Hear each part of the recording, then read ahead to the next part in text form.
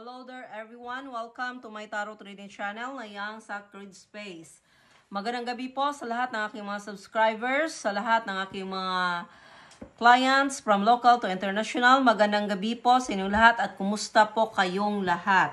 Ang gagawin po natin ngayon, tayo po ay mag-tarot divination tungkol po sa Pilipinas, mga incoming influences ngayong October 2025.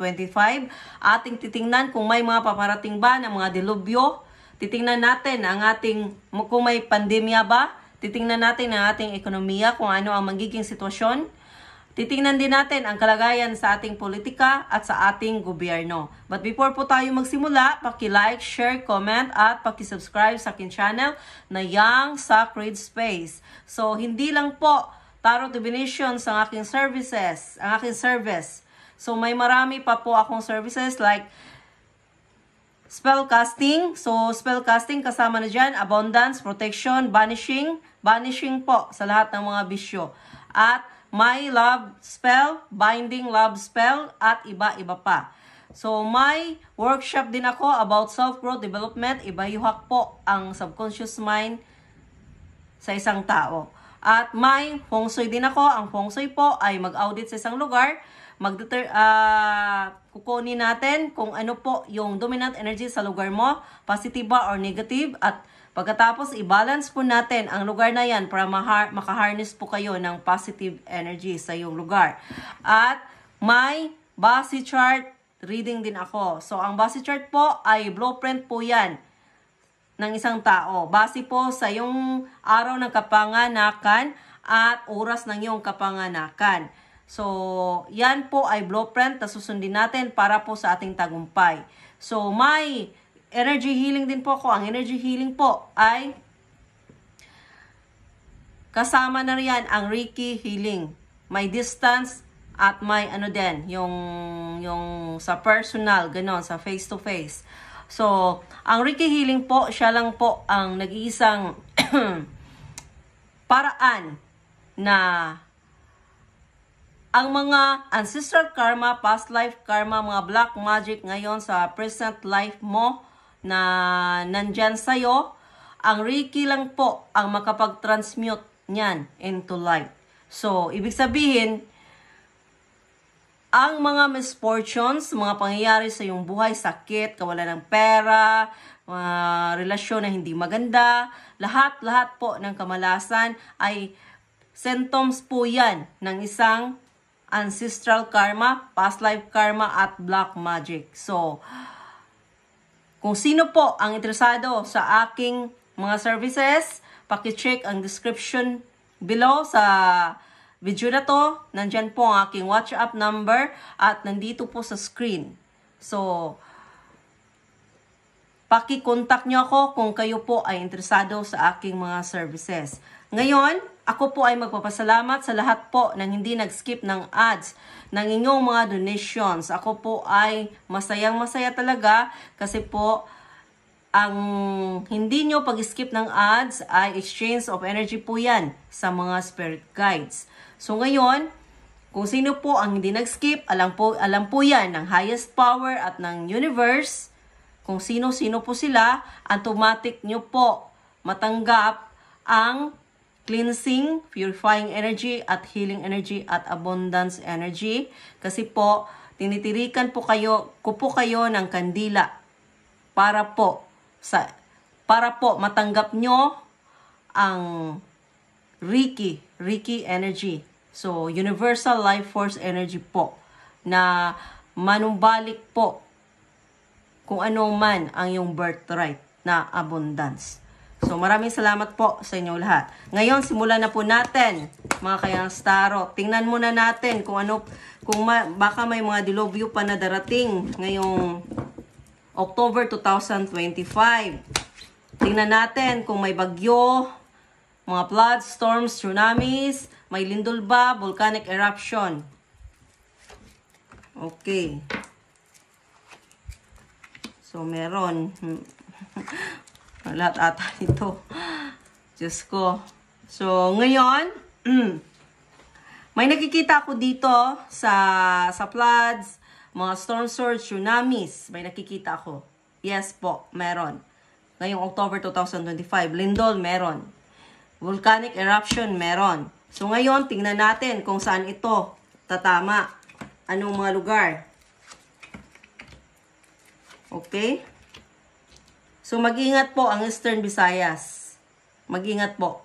Sa Biliran, sa Leyte, Northern Samar, Southern Leyte, ganon. Mag-ingat po kayo. Sa floods, sa storm surge at tsunami. So, paghandaan nyo po yan. Ngayong October 2025, be alert. So, magdasal rin po tayo na hindi natin maranasan yan. Kasi nga, ang incoming na mga pangyayari ay may 75% na pwede siyang mangyari at may 25% na hindi. So, powerful po ang prayer. So, ngayon, tingnan natin kung saan tatama ang lindol. Okay. Visayas rin. Pwede sa Aklan, Antique, Capiz, Gumaras, Iloilo, Negros Oriental. Meron. So, dito naman sa sa volcanic eruption, meron. So, Mayon Volcano. So, Taal, Canlaon, Pinatubo, Babuyan, Claro na, na volcano. So, yan, ang mga may posibilidad na mag-erupt po siya. So, yun po sa ating mga incoming na mga dilubyo or yung sa disaster, sa nature, ganon. So, ngayon, tingnan naman natin. So, teka muna. Yan ako muna to, no? Tingnan natin kung may darating ba na pandemya. Sa Pilipinas, ngayong October 2025. Okay. Okay, may nakita ko dito, ito ay CAPS, may nakita akong pandemya, water pollution. Nakita ko na to dati nung una akong nagbasa. So, water pollution. So, ibig sabihin, galing ito sa mga chemical spills. So, example, industrial waste, nga, ganon. Yung mga heavy metals, toxic na chemicals, pwede yan.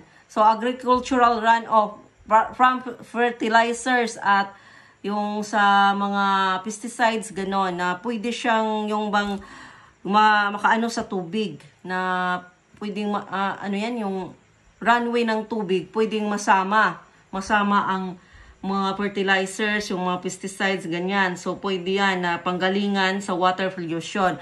Mga plastic pollution din, ganon.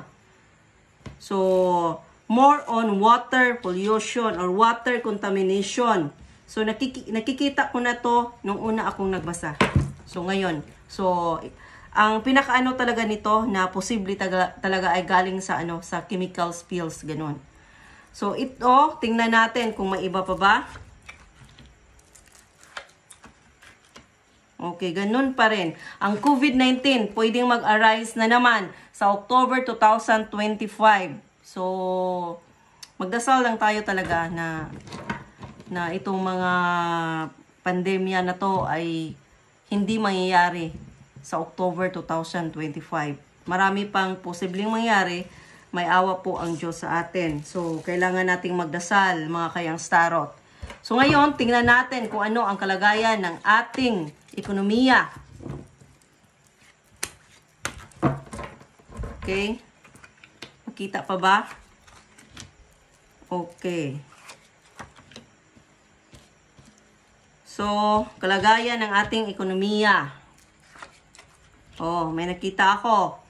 Market volatility. Ibig sabihin, ang Philippine stock market or currency ay makaranas ng fluctuations. So, nakita ko na rin to dati due to emotional or intuitive market decisions. So, may nakita din akong uncertain in investment. So, kasi talagang yung mga ibang bansa sa mga nangyayari ngayon sa Pilipinas ay talagang yung hesitant na sila mag-invest kasi nga sa mga nangyayari sa ating bansa ngayon.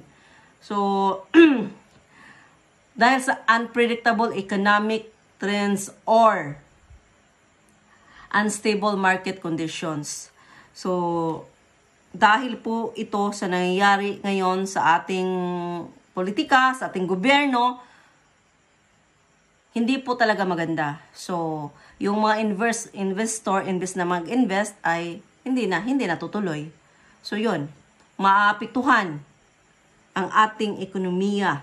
Mas lalo tayong may nakikita ko dito na sa October, may nakikita ko talaga mas lalong babagsak ang ekonomiya po ng Pilipinas. Okay, so ngayon, dito tayo sa pinakaabangan ng lahat. Alam ko, ang politika.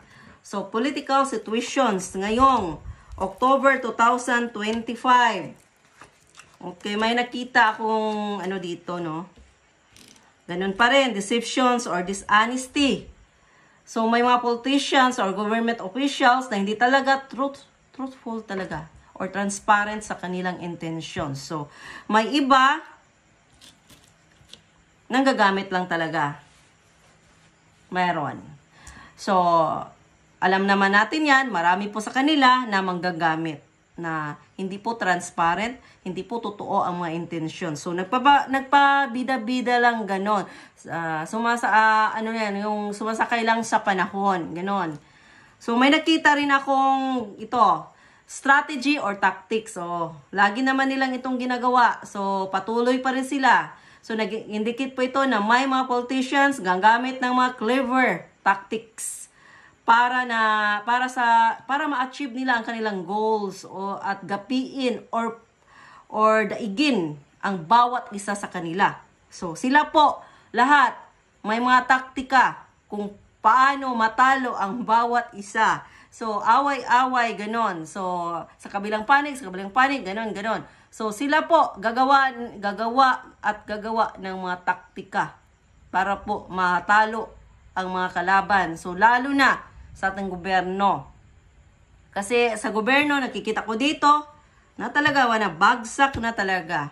Bagsak na ang ekonomiya, bagsak na lahat. So, ang mga tao, kawawa. Parang wala nang patutunguhan. Wala nang direction ang buhay dahil sa mga pangyayari ngayon. Maraming na-stress, maraming hindi makapagtrabaho ng maayos dahil sa kakaisip ko, ano na yung mangyayari sa susunod. So, yung mga politiko, talo tayo sa kanila kasi nga sila ay nakapagpundo na. So, mga pera natin, hirap tayo magbayad sa BIR, lahat-lahat na mga tax, ganon. So, wala na. Hirap na po kasi po ang pera hindi na umiikot kasi nga ini-invest na nila sa iba't ibang bansa. So, tayo ang talo, mga mahihirap kasi dito lang talaga tayo sa Pilipinas, hindi tayo makalabas. So, sila labas, uwi. Makakaya nila kasi nga may pera sila. Ang pera na yan ay atin. Iklaro ko lang. So, may nakita din akong mga information control. So, din ginagawa na nila ito. Nakikita naman natin. Nagsuggest po ito ng information being controlled or manipulated. So, for political gain. So, may mga misinformation at disinformation na mangyayari. So, may misinformation. So, iba yon. Iba ang ibig sabihin. Mga balita na hindi maganda, mga pinapalabas. Yun nga, manipulado po. Yung mga lalabas. Kasi hindi totoo. So, ang disinformation, ang katotohanan, pilit itinatago ng ating gobyerno. Yan. Pero, may nakikita din ako na scandals or controversies. Marami pang mga iskandalo related sa corruption, dishonesty, or hidden agendas na manville. So, mabuko sa publiko. Marami pang lalabas at magsasabi ng katotohanan. So, kung inaakala nila na kaya nilang itago ang lahat-lahat dahil may pera sila. Pero hindi po yan mangyayari. Kasi nga, may Panginoon po tayo. So, siya nakakita sa lahat. So, nakikita ko naman na unti-unti na talaga na lumabas ang katotohanan. So, Magtiwala lang tayo sa ating highest power kasi nga, yung proseso niya ay perfect.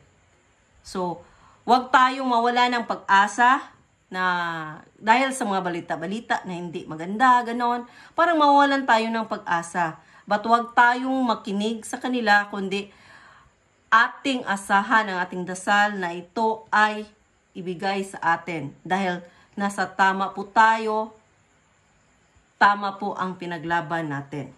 So, yon. So, kahit anong tago po ng mga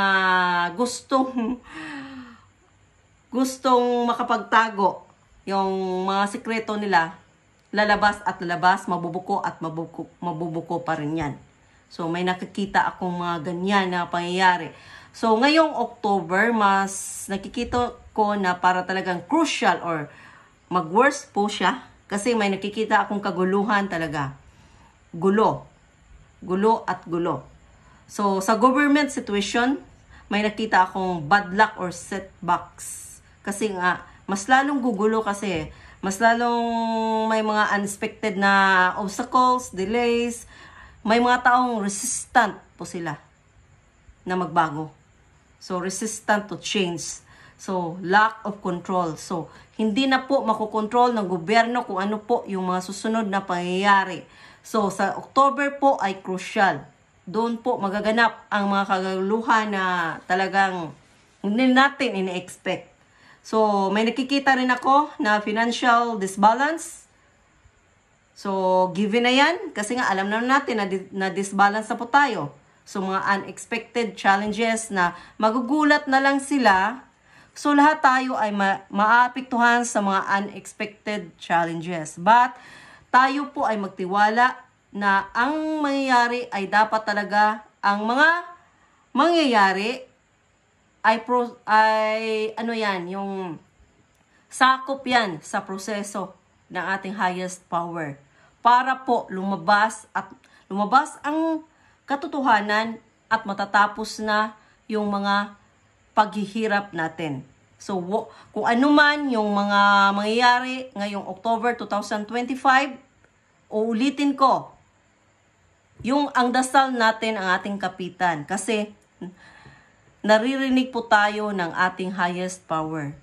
So, ang lahat ng pangyayaring ito, may bad luck man or mga ano-ano pa, magtiwala lang tayo na ito ay proseso po para po lahat ay lalabas at lalabas ang katotohanan at matapos rin ang lahat. Maraming salamat po sa inyong pagsama sa akin sa aking reading na to at God bless po sa inyong lahat.